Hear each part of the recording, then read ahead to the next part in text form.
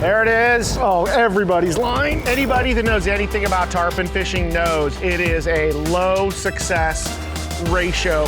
My first real tarpon. Damn, that's a fatty. There might be a shark on him. Oh man, permit is another one of the iconic Florida Keys fish. Look at that. Such a rad fish, man, so rad. My name is Ali Hussainy. I grew up in Southern California and now operate the largest sport fishing website in the world. Just another day at the office. My office, not yours. I'm Rush Maltz. I got you. What you seeing? Florida Keys native and career fishing guide for the past 20 years. When I come out to California, you can let me catch all the 300-pound tunas. Our passion is our profession, and we know there's more to fishing than just the catch. We explore the people, places, and species that make up the culture of fishing.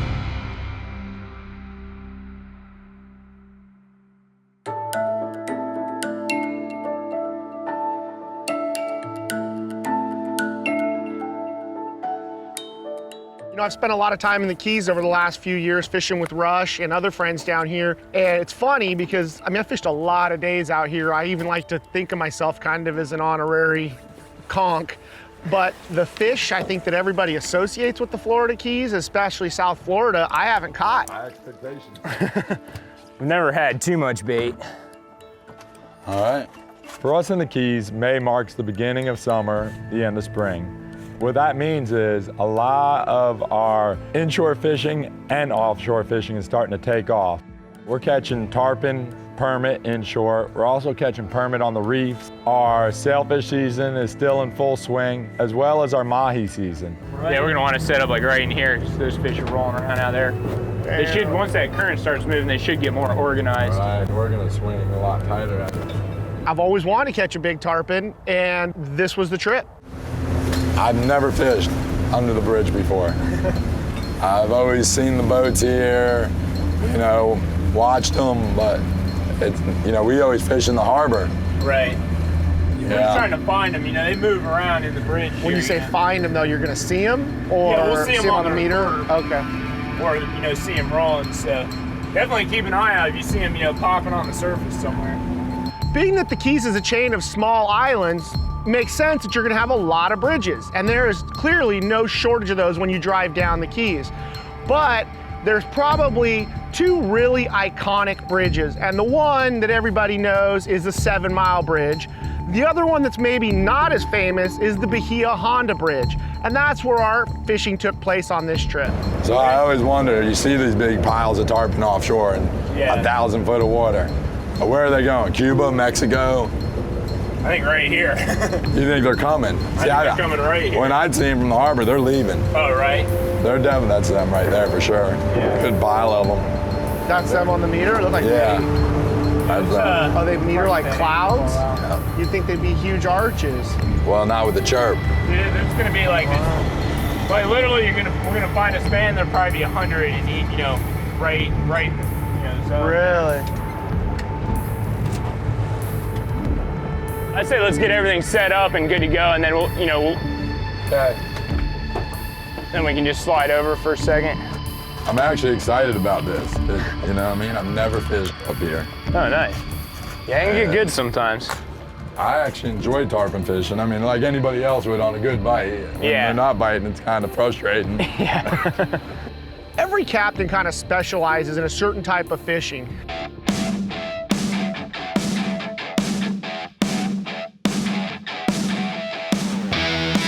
We have a buddy down here named Nate Wheeler who's a good friend with the crew. He's a young kid, but he's a throwback captain. What I mean by that is he's a throwback to some of the old school captains. Very passionate about what he's doing and very passionate about the fishery. Well, I was born and raised here, and you know, I left after high school and joined the Air Force and traveled around the world, and it definitely made me realize how nice this place is. He's a hustler, he's not a prima donna.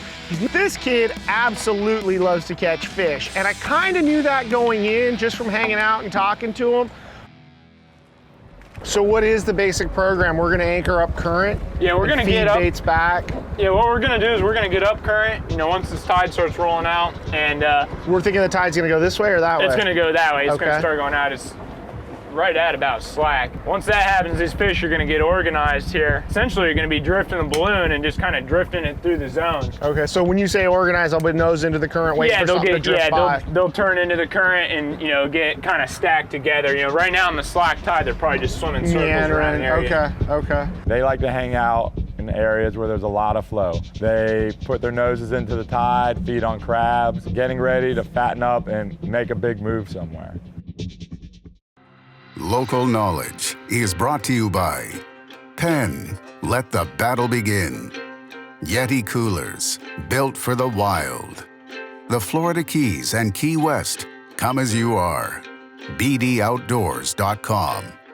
And Evinrude.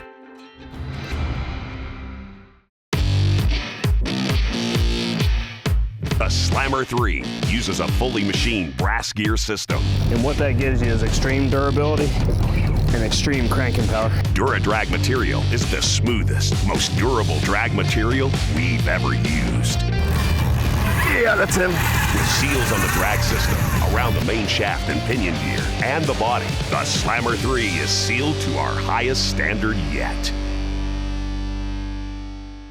The future of boating is here. Now get all the efficient performance of an Evinrude E-Tech G2 in the new 150, 175, and 200 horsepower. Fuel economy is everything. I was really shocked how fuel efficient it is. Anywhere from 40 to 50 miles further on a tank of fuel. All day on the water. I told my wife, I said, you know, I can't think of the last time I filled up. It's more money in the bank for me. The best-in-class fuel economy of the Evinrude E-Tech G2 is now available from 150 to 300 horsepower. To learn more, visit evinrude.com. We're just getting started. We lost a day getting ready to go.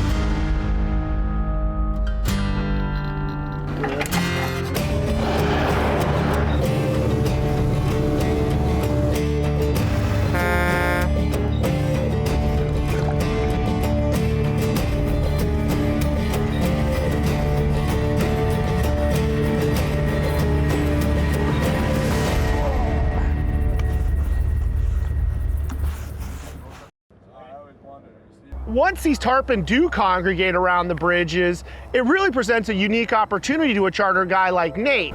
And basically what you want to do is just drift this balloon out, and the trick is you want to let it free flow as natural as possible. You want it to just look as natural as you can, like it's just a crab sitting in a piece of sargassum just floating down the line here. Like any kind of structure in the water, structure attracts fish. There's not just tarpon that hang under that bridge. There's snook, Goliath groupers, lots of snappers, different kinds of snapper, yellowtails, mangroves, all sorts of ornamental fish. Having so many fish congregate in a relatively small area, and remember, these are big fish, it presents a whole different set of challenges for fishing them. Just like anything else, you gotta have the right tool for the right job. For fishing under Bahia Honda Bridge, crabs are the right tool. What you're basically trying to do with these crabs is hit these tarpon right in the face, trying to get a reaction bite out of them. That particular area is a very deep channel. It's actually the deepest natural channel in the Keys. It gets down to 25 feet. You know, it's just one of those places, you know, it's kind of the choke point. Everything kind of funnels into that one area. So on the outgoing tide, they get active, or is it any tide change, or what's? You know, it's weird. You know, I've fished for days and nights pretty much straight before, and it's like one day they'll bite in the morning on the outgoing and not so much on the incoming in the evening, and then the next day, you know, I don't know, at a certain point, I think they just start feeding whenever they feel like it. So they just act like stupid fish. Yeah. Pretty sure they're not gonna get any closer to my bait than that. That was a nice one. God, I would think sitting here just like that when they're rolling like that, if you had shrimp trash and you were Look at chumping how them, they would close eat they're that getting shit. too. They'd come up flashing right here. You'd think, but I don't know, it's weird, they do that. Spending a bunch of time down here, you know, we drive over the new Bahia Honda Bridge, but the old bridge really stands next to it. And the old bridge has kind of got a cool story.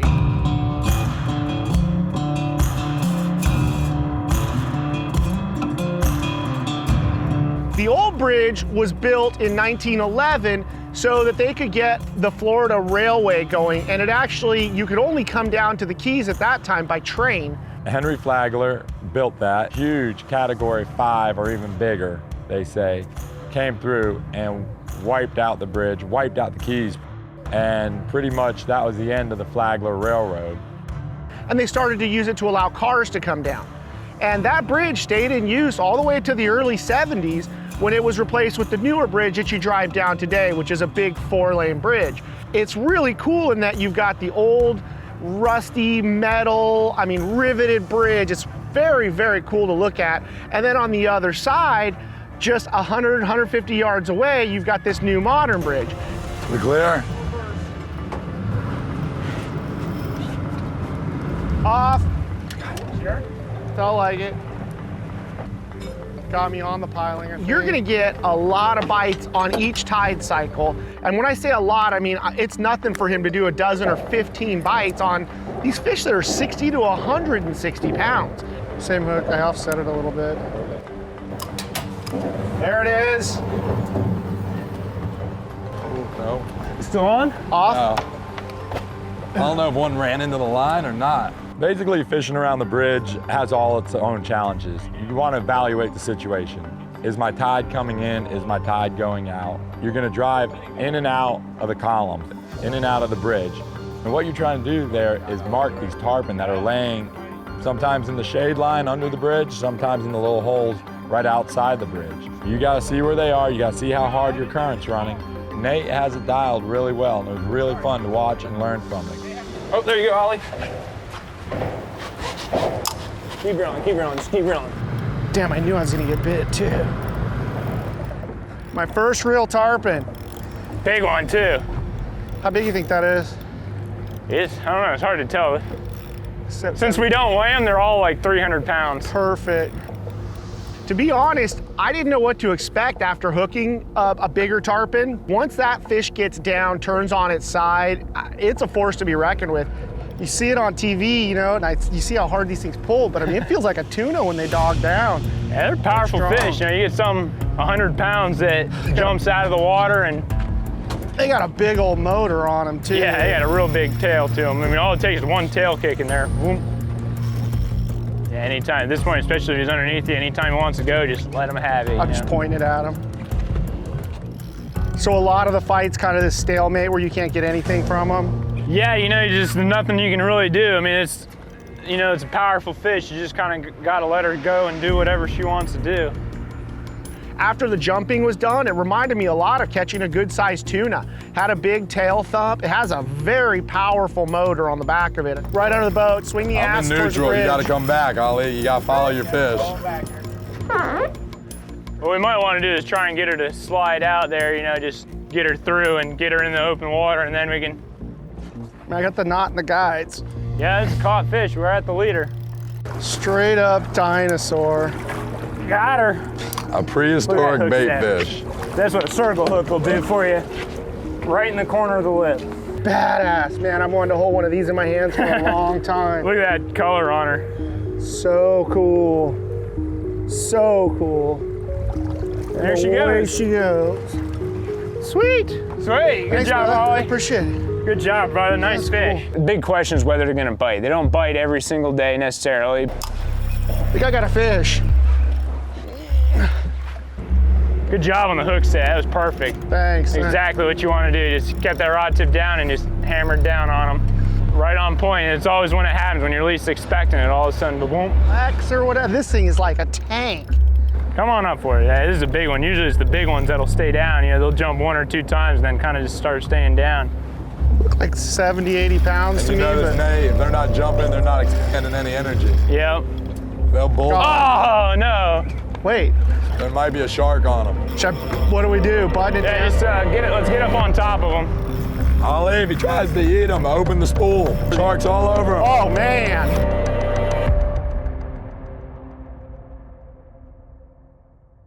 Reel down to the water until it's rip and drag.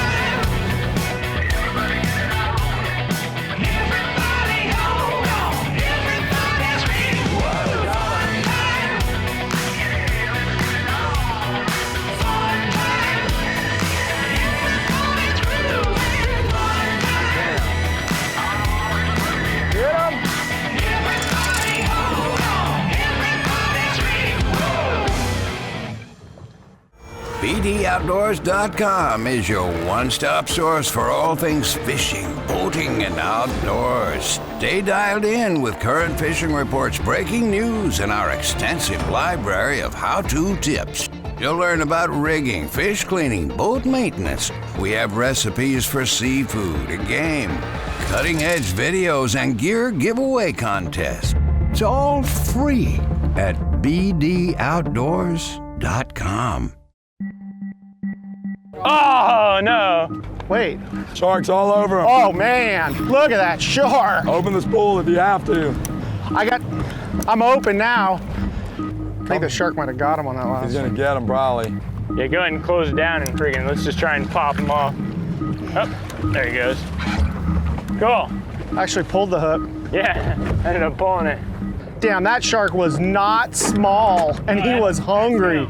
With this congregation, like anything in nature, whether it's wildebeests on the plain, you're gonna have predators following their prey. In this case, it's sharks. Anybody who's fished down here knows that there is plenty of sharks here. Sharks do like to eat tarpon, and they've gotten really smart about it. Sometimes you gotta feed the tax collector. Wow, will he back off after he gets a good one? Yeah, usually after, he'll get one, then usually he'll back down. Bahia Honda Bridge has always been notorious for big hammerheads. There's kind of a folk hero, Big Mo, who is the biggest hammerhead to ever roam the ocean. But those hammerheads and sharks are there because the tarpon are there. The sharks will actually wait for the fish to get played out. You won't see a shark anywhere. Towards the end of the fight, you can feel the fish freak out on the line or something's just not right. And what that is it's a shark chasing the fish. We did unfortunately have a shark get one of our fish, and that was our cue to leave. We did not want to sit there and feed sharks all day with these awesome game fish.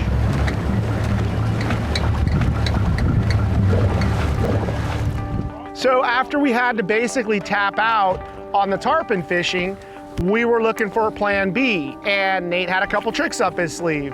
About there? So when we're drifting away from them, just kind of like feed a little out. There's a lot easier when you see them. Knowing that now is the time of year where the permit congregate, they like to eat the same bait, which is a little blue crab. We headed offshore looking for permit. And the key is with permit fishing, as soon as you feel that bite, that permit is gonna crush that crab and spit it out. Oh, they're coming towards it now. Oh, he's coming for it. Don't move. Bit. Nice.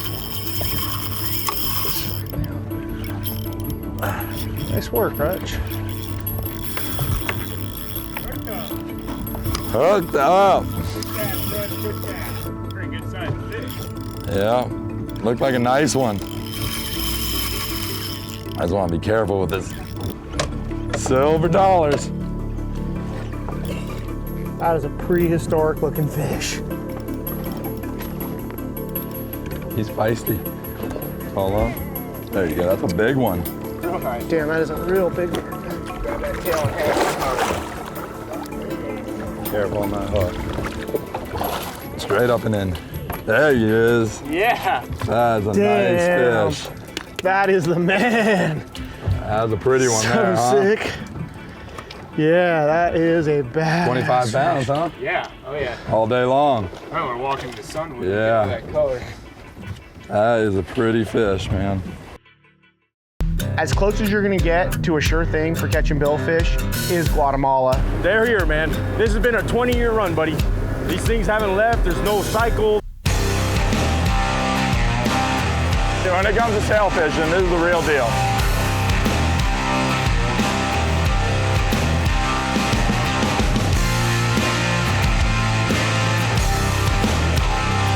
The amount of sailfish here is ridiculous. When the Spanish explorers discovered Isla Morada, they called it Purple Isles.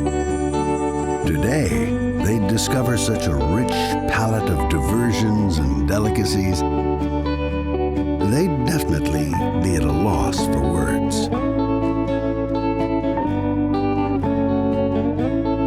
Isla Morada in the Florida Keys.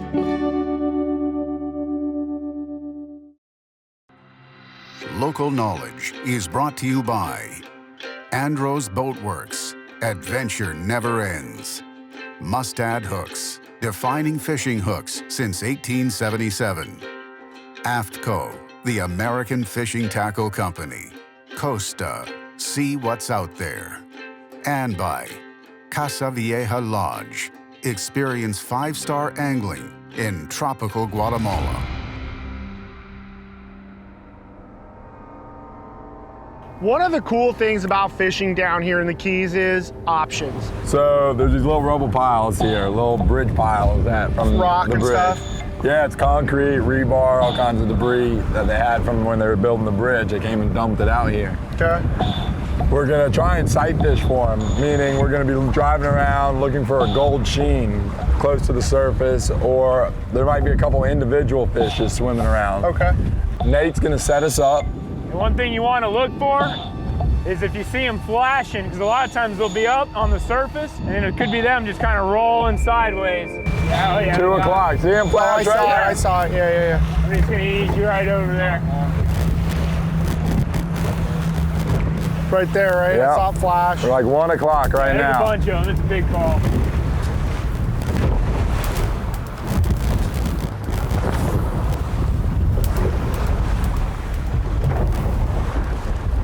Catch, Ollie.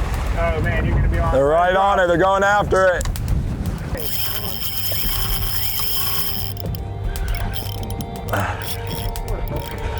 See if they're there. Oh, they're right here. See if you got one on. You gotta have one. Yeah. There's a Swim big. at the boat. Nice. Good job, guys. Nice. Doubled up. Doubled up. Good job, Captain Nate. God, these things are strong. They are so strong, dude. I mean, it's not a huge fish. They're just strong. And they'll turn sideways. Right now, I can feel it. You feel that?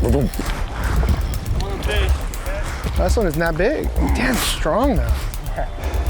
Some nice size fish. Nice. Fish.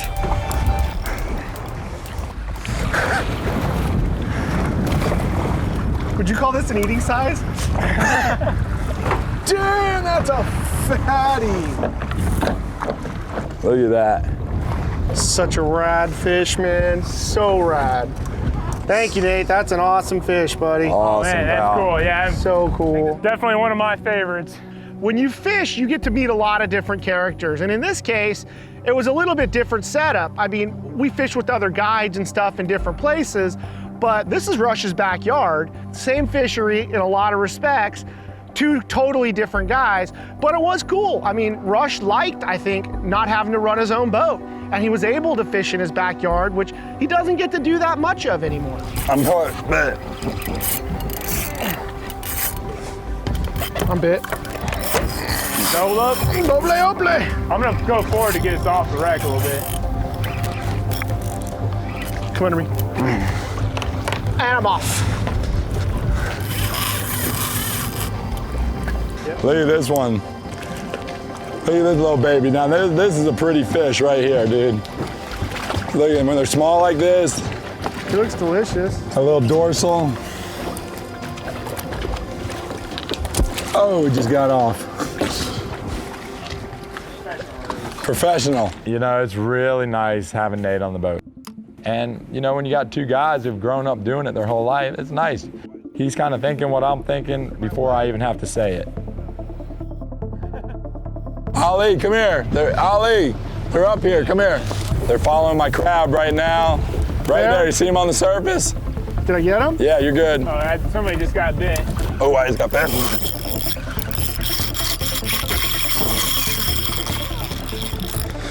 There we go. Little break. Oh, dude, look at that. He swam up Just after flip it. it out short and let it drop. Look at them all right. Oh, they're balled up. Reel Look at that. reel it up. Drop it like straight down. Just let it drop right there.